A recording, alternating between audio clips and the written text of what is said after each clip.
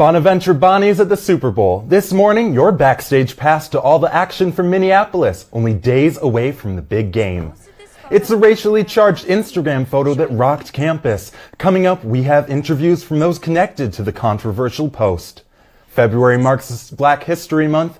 SBU-TV's Rob Barbieri and Mariah Marrero gathered information on what this month means to the Bonaventure community.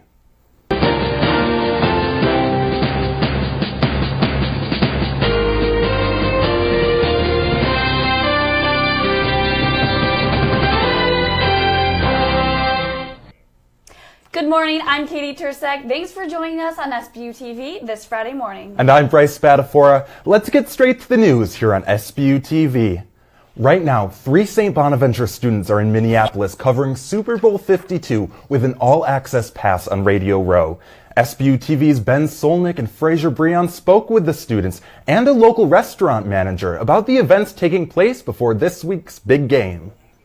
It's the first time in school history that we're here at Radio Row. And, you know, I kind of thought even though we had gotten the credentials, we were still going to be against the odds. We were able to sit down and FaceTime with co-sports directors Joe Serralo and Isaiah Blakely from WSBU The Buzz as they're on the scene in Minneapolis for Super Bowl 52, working on Radio Row. I think a lot of big-name guys really wouldn't have time for us. They're here for, you think, ESPN, Fox Sports, CBS. Well, we're making moves here on Radio Row, getting great guests. We've had already 5-6 interviews today, 3 or 4 more to come, and it's really an honor being here with St. Bonaventure. When we spoke with Blakely, he told us his main focus while covering Radio Row this week. Really, one of my main goals is to keep the Buzz number one. I want to stay number one as long as I'm on the board. And so this is probably the best way to do it is being at the Super Bowl with all this media. Serralo and Blakely were so busy on Radio Row, our interview was seconds before their next guest. Now, Ben, I'm sorry to cut things short, but here's a view of Jermichael Finley, Green Bay Packers tight end, Super Bowl 45 champ. He's actually going to be joining me right now, so I've got to go. In addition to talking with Serralo and Blakely, we visited Olean restaurant Mio Gelatos and heard from manager Cody Taylor about preparations leading up to the game. I'm going to have extra people out back, especially for cooking wings. We're going to have 2 people on pizzas, a couple, usually like 1 extra person per station. Usually works out fine. According to the National Chicken Council, an estimated 1.35 billion chicken wings are to be consumed by fans. We asked Taylor what they are doing to prepare for increased business. It's mostly pizza and wings. We make sure we order extra wings, have extra pepperoni, dough made up, stuff like that. Last year, Mio Gelatos sold 65 dozen wings and expect to sell even more as the Philadelphia Eagles and the New England Patriots face off this Sunday. Ben Solnick and Fraser Breon, SBU-TV. Super Bowl 52 will be held in Minneapolis, Minnesota on Sunday, February 4th.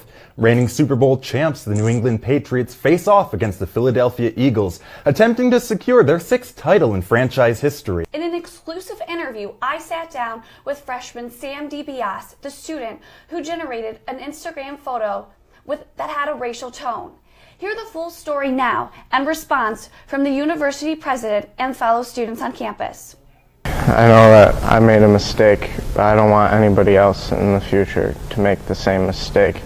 I think it's really important for all of us to look at this as a learning experience and an eye-opening experience because, you know, I know and you know, everybody knows that 100 people liked my picture, probably because they thought it was funny. And those same 100 people need to understand that it's not okay. Freshman Sam DiBiase posted this photo on Instagram last week, showing him and 2 women on the back of what looks like the Bona bus. The caption reads, "At Rosa Parks, it ain't so bad." Following the post, SBU President Dr. Dennis DePiero released a statement condemning the post, calling it racially insensitive. A university forum followed, allowing students to voice their concerns. After reaching out to the 2 women in the photo, they declined to comment, saying they took no part in the caption. We have the President's Committee on Inclusion, Diversity and Inclusion that makes recommendations to me. I'll be very interested in the recommendations that come forward from that group. As I said, I'm very interested in this LEAD program and the potential for that for the campus. But I think from everything I heard, it's the educational piece that we as a university really do need to work on. Sequania Henry, president of the Black Student Union, shares her thoughts on the post and DiBiase's apology. I think he realizes that he did something really stupid. Hopefully from this, like, you know, it makes a big change in his life where he sees these comments to be a little bit more hurtful than he thought they were before. From there, we can all grow, and this can become a community, amazing community that, it always has been. Katie Tursek, SBU-TV. Sam says he has been staying in and surrounding himself with friends who support him, making a change with himself. Moving forward, he will work with campus leaders on a social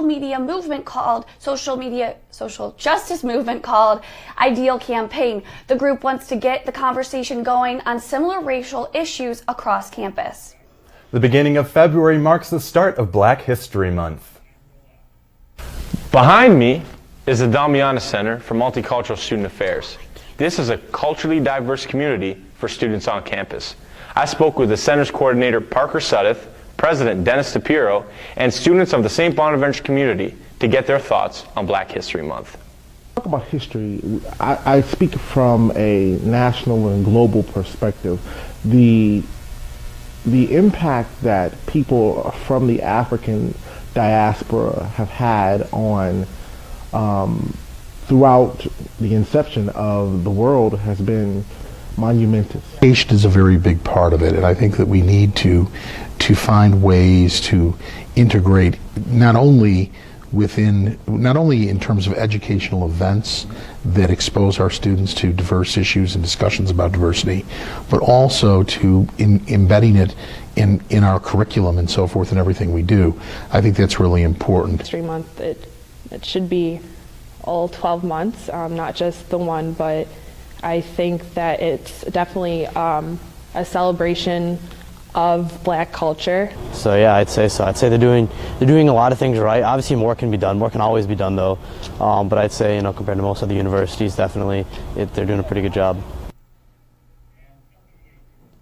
Throughout the month, there will be a number of events for Black History Month. The first event will take place next Wednesday in the Dresser Auditorium, where they will play an episode of Orange is the New Black. She said her last hairdresser messed up her hair. That's according to one local hairstylist who claims a client left without paying. Did you know? Small businesses aren't protected by the New York State Theft of Service Law. Jocelyn Person has the story.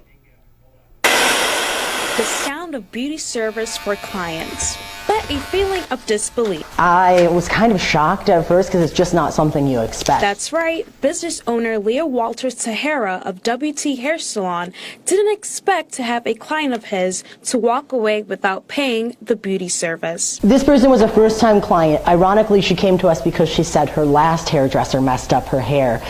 So there's like a little element of suspicion there, but she contacted me personally on Facebook and said, my last hairdresser messed up my hair, would you be able to fix it? So that's how she came to me. It was a first-time client. I kind of knew her just by proxy of growing up around here. She grew up around here also, so I knew who she was, but not much else about her. So first time in the chair, definitely last time in the chair. Tahara couldn't press any charges since his business isn't covered by the New York State Theft of Service Law, but he discovered the bill is in the process of being passed. Understood that there was the concept of theft of service, but I've never had to use that before. So I went in and I started reading the actual theft of service law from the New York State penal code. And as I was Googling that, I came upon the Senate website, and that's where I found the bill amendment that just so happened to be in progress. This bill that I have right in my hand is in the process of being signed by Governor Cuomo, and what's highlighted here states that it will protect small business owners such as barbershops, hair salons, or even beauty shops from those who will just simply walk away with a free hairstyle. Reporting for SBU-TV, I'm Jocelyn Person. The bill will make hair salons or barbershops theft of services a violation for first-time offenders. Theft of services is often a class misdemeanor. Remember the destruction of the Bonabus at the beginning of the semester? The vandals still haven't been identified, and SBU-TV found out how this will affect you. The university says that the bus was most likely damaged by students who didn't want to wait in line and tried pulling themselves through the back door and window. While the original cost to cover the damage estimated to be $3,300, Student Government President Haley John says it will be more than expected. In a previous meeting, we did find out that the cost of repair will be significantly higher than we had initially thought. So we really are urging people, if they have information, to come forward, because this does affect how many buses are running, and really the comfort of the students that utilize the buses. The Student Government Association is concerned with the cost just because of the number of that, but because the student government budget is used for grants for clubs, different activities on campus, and we have been receiving grants for spring activities and organizations, so this does kind of make us look at our budget, and it does affect how many grants we can give out, and it also does affect the comfort of students if they do use these buses, because we can only have one bus running now, which is an issue. This money will be coming out of the student activities and club funds if the vandals are not identified. The SGA and university officials encourage students to use the anonymous tip link at my.sbu.edu if they have any information. This month marks the 40th anniversary of an unsolved double homicide in Allegheny. 2 late-night trail groomers were murdered, execution-style, and a safe was stolen containing $18,000. Maya Capellina and Matt Williams has the full story. Deep in the back roads of Allegheny, off 5 Mile Road, used to be Ski Wing, a ski resort for families and friends to take part in skiing and other outdoor activities. On the late night in February of 1978, between the hours of 12 and 3 a.m., 2 nighttime ski groomers walked off the slopes into a robbery. The groomers, Stephen Bender and Michael Fornes, were brutally murdered, both shot 3 times each.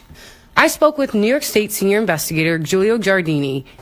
It is a cold case, and given the significant amount of time that has passed, we are just asking the public for any assistance that we can. We certainly have been through the file. Numerous interviews have been done in casework and processing certainly of the scene, but we're hoping that someone is out there and at this point willing to come forward, whether it be a witness or the perpetrator himself. The robbers certainly were prepared, knowing the safe's location and that it was mounted to the concrete floor, which leads to the question of an inside job. I feel it was certainly well thought out. The safe wouldn't be visible to a normal patron of the ski resort, so somehow, some way, someone gained knowledge of where that safe was and what would have been in it. But again, to the date, we haven't been able to determine who that was. The lodge has been burnt down and now the property belongs to local residents. Behind me is the bridge where the men hauled the heavy safe over and threw it over the west side of the bridge, getting away with $18,000. Reporting from SBU-TV, I'm Maya Capellino. After 40 years, they're still looking for information. If anyone has any tips regarding the investigation, Giardini says to contact the state police immediately. Thanks for sticking with us this morning on SBU TV. Happy Groundhog Day. I'm Katie Tursa. And I'm Bryce Batafora. We'll see you next Friday at 10 a.m.